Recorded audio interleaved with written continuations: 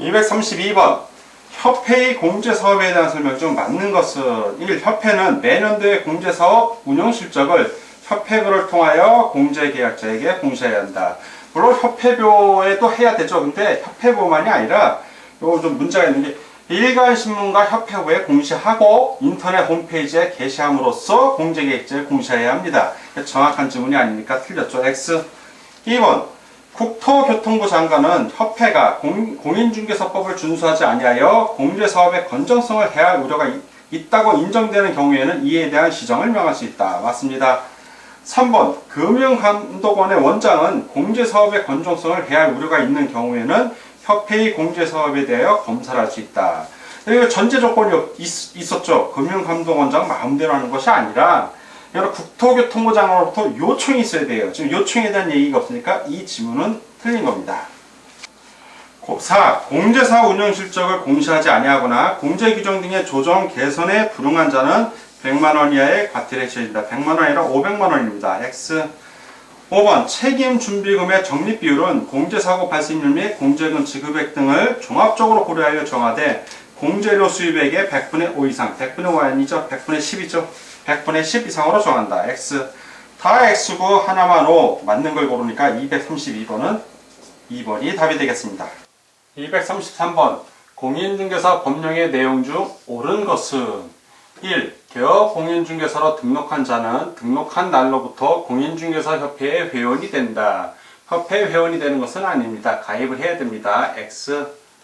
2. 공인중개사협회는 개업 공인중개사의 손해배상 책임을 보장하기 위하여 공제사업을 하여야 한다. 할 수 있다지 하여야 한다는 아닙니다. X. 3. 국토교통부 장관은 소속 공무원으로 하여금 분기별로 중개사무소에 출입하여 부동산 투기 등 거래 동향의 파악을 위하여 장부, 서류 등을 조사하게 하여야 한다. 조사하게 할 수 있다입니다. X. 4. 공인중개사협회는 공제규정을 변경할 때에도 국토교통부 장관의 승인을 얻어야 한다. 맞는 지문입니다. 5. 개업 공인중개사가 폐업 후 다시 중개업 등록을 하는 경우에는 폐업 기간과 관계없이 사전교육이 면제된다. 면제되는 것은 아닙니다. 기간이 폐업 신고 후 1년 이내에 중개사무소를 다시 개설 등록할 때는 그때는 면제되죠. 그렇지만 1년이 지난 후에는 다시 실무교육을 받아야 됩니다. 그래서 X. 다 X고 하나만 O. 옳은 것을 고르니까 233번은 4번이 정답이 되겠습니다. 234번 공인중개사 법령상 포상금에 관한 설명으로 옳은 것은 1. 거짓으로 중개사무소에 개설 등록을 한 자를 신고한 자는 포상금 지급 대상이 될 수 있다죠. 자, 틀렸고요. 없다라고 됐으니까. 2. 포상금을 한 건당 50만원입니다. X. 3. 등록관청은 공인중개사 자격증 양도 대여를 사유로 포상금을 지급한 경우 자격증을 교부한 시도에 그 사실을 통보해야 한다. 자, 이런 규정은 없습니다. 포상금 지급 규정은 없습니다. 자, 공인중개사 자격증 양도대여에서 어떤 행정처분을 했다면 뭐 등록 취소 처분이라든가 그렇게 했을 경우에는 뭐 통보할 수도 있지만 단순히 포상금을 지급했다는 이유만으로 시도에 통보하는 건 아닙니다. 4번 폐업 후 중개업을 한 자를 신고한 자는 포상금 지급 대상이 된다. 잘 보십시오. 폐업을 했어요. 그러면 공인 중개업자도 아니다. 아니다. 근데 중개업을 했어요. 그러면 폐업 후 중개업을 해서 무등록 중개업자입니다. 무등록 중개업자를 신고한 거니까 포상금 지급 대상이 되는 거 맞습니다. 5번 등록관청은 하나의 사건에 대하여 2건 이상의 신고가 공동신고가 아니라 2건, 별건이에요. 별건. 접수된 경우에는 신고자에게 포상금을 균등하게 배분하여 지급한다? 아니죠. 균등하게 배분하는 게 아니라 최초로 신고한 사람 먼저 우선입니다. 최초로 신고한 자에게 포상금을 지급하는 겁니다. X, 다 X고 하나만 O. 자, 그리고 옳은 걸 고르니까 234번은 4번이 정답이 되겠습니다. 235번 공인중개사 법령상 포상금에 관한 설명 중 옳은 것은 1. 등록관청은 중개의뢰인과 직접 거래한 위법 개업 공인중개사를 등록관청이나 수사기관에 신고 또는 고발한 자에 대하여 포상금을 지급할 수 있다. 중개의뢰인과 직접 거래한 개업공인중개사가 아니라 무등록, 부정등록, 양도되어득을 한 개업공인중개사입니다. 그래서 1번은 X. 2. 등록관청은 포상 대상에 해당하는 자가 행정기관에 의하여 발각되기 전에 등록관청이나 수사기관에 신고 또는 고발한 자 모두에게 포상금을 지급한다. 모두가 틀렸죠? 이건 모두가 아니라 검사가 공소제기 또는 기소유예 결정을 한 경우에 한하여 포상금을 지급하는 겁니다. 그래서 2번도 X. 3.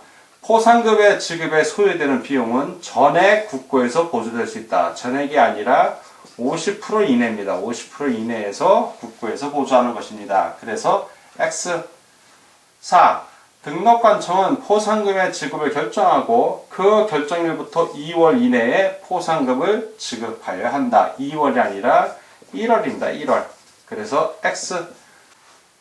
5. 등록관청은 하나의 사건에 대하여 2건 이상의 신고 또는 고발이 접수된 경우에는 최초로 신고 또는 고발한 자에게 포상금을 지급한다. 맞습니다.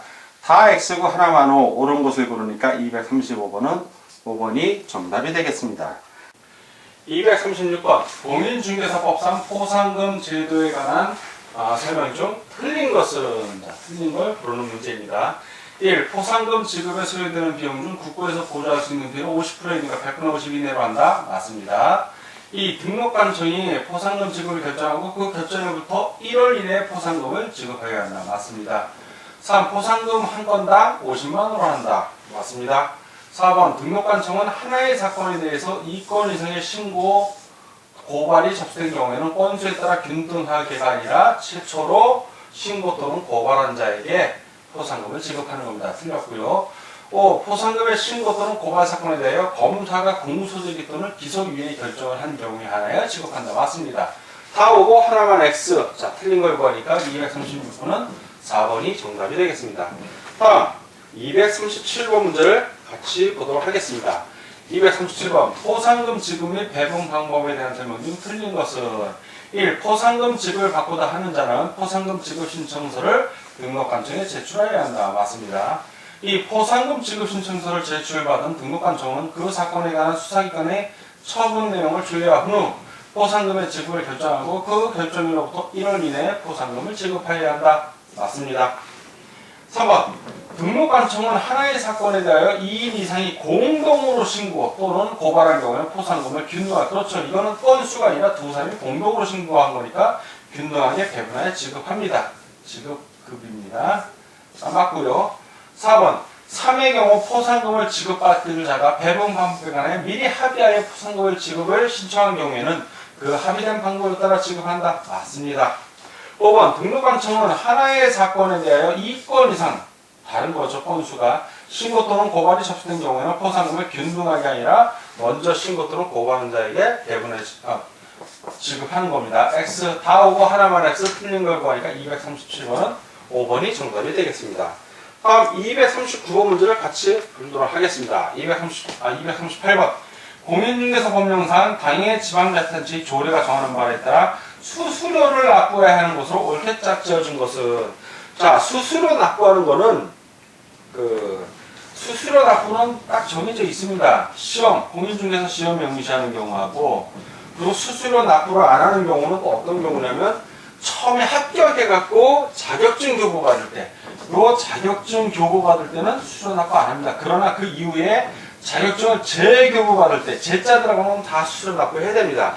또한 중개사무소 개설 등록할 때, 개설 등록 당연히 분사무소 설치 신고도 마찬가지예요. 그런 거 할 때는 다 수수료 냅니다. 또 등록증 잊어버려서 재등록증 발급받을 때, 분사무소 설치 신고 필증 재발급받을 때도 다 수수료 냅니다. 자, 그런 걸 염두에 두고 문제를 하나씩 풀어보도록 하겠습니다. 기업 분사무소 설치 신고를 하는 자의 등록 신고나 설치 신고나 다 수수료 냅니다. 이 중개사무소 개설 등록을 신청하는 자 역시 수수료 냅니다. 공인중개사 자격증 교부받는 자, 요 때만 안 내요. 요거는 안 내. 처음에 합격해서 교부받을 때는 안 냅니다. 물론 합격 자격증 잊어버려서 재교부받을 때 그때는 냅니다. 리얼 분사무소 설치 신고 필증에 재교부를 신청하는 자 냅니다. 중개사무소 휴 폐업을 신청하는 자, 이건 수수하고 상관이 없죠. 그냥 신청서만 따라 내면 되는 겁니다. 기억, 니은, 리을. 자, 기억, 니은, 리을 어디 있나요? 1번에 있네요. 238번은 1번이 정답이 되겠습니다. 239번 공인중개사 법령상 3년 이하의 징역 또는 3천만 원 이하의 벌금에 처해지는 것으로 옳게 짝지어진 것은, 자, 3년 이하의 징역 또는 3천만 원 이하의 벌금 그러면 매무수거 관직상투 중에서 관직상투가 좀 떠올라 줘야 됩니다. 그리고 그 무등록 중개업자하고 거짓, 그리고 그 밖에 사유로, 그 밖에 그 허위 사유로 중개 등록을 했을 때도 3년 이하의 징역 또는 3천만 원 이하의 벌금에 처해집니다. 그래서 무고 관직상투가 떠올라야 됩니다. 보겠습니다. 기억. 다른 사람에게 자기의 성명을 사용하여 중개 업무를 한 자. 이것은 1년 이하의 징역 또는 1천만 원 이하의 벌금에 처해집니다. 2. 니은 이중으로 중개사무소에 개설 등록을 하거나 2 이상의 중개사무소에 소속된 자. 역시 1년 이하의 징역 또는 1천만 원 이하의 벌금에 처해집니다. 디귿 탈세 등 관계법령을 위반할 목적으로 이전 등기를 하지 아니하고 부동산 매매를 중개하는 등 부동산 투기를 조장하는 행위를 한 자. 관직상투의 투조 3년 이하의 징역 또는 3천만 원 이하의 벌금에 처해지는 거 맞습니다. 리을 중개사무소 개설 등록을 하지 아니하고 중개업을 한 자. 무등록 중개업자 또는 비개업 공인중개사입니다. 이런 공인중개사 사무소 등록을 하지 않고 중개업을 하면 그건 3년 이하의 징역 또는 3천만 원 이하의 벌금에 처해지죠. 역시 3. 미음 중개사무소 등록증을 다른 사람에게 양도 대여한 자.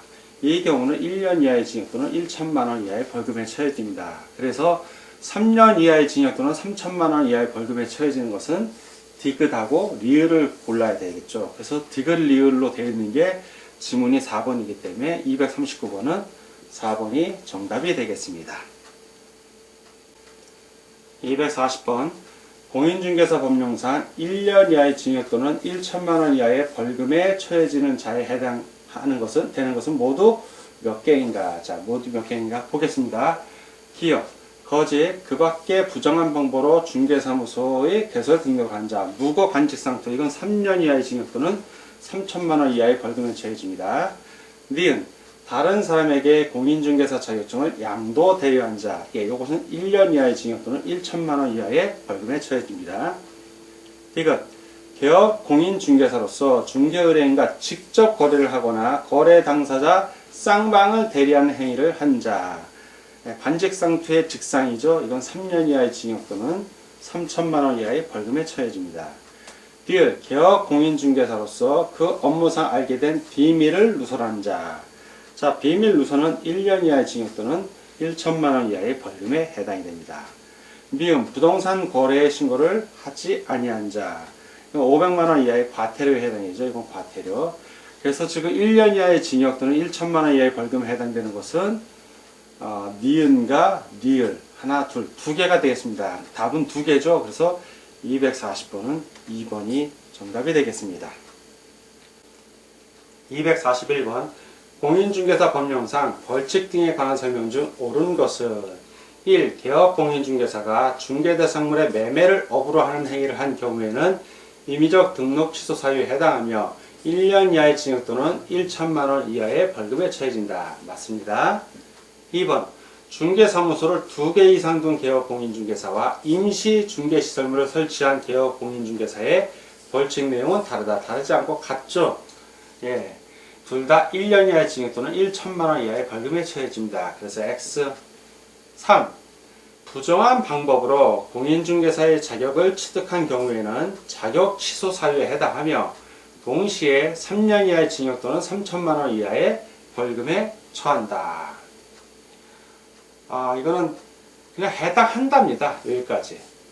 해당한다. 3년 이하의 징역 또는 3천만 원 이하의 벌금에 처해지는 자는 부정한 방법으로 중개사무소 개설 등록을 한 자이지, 이 공인중개사 자격을 취득했다고 해서 부정한 방법을 했다고 해서 3년 이하 징역 또는 3천만 원 이하의 벌금에 처해지지는 않습니다. 그래서 X.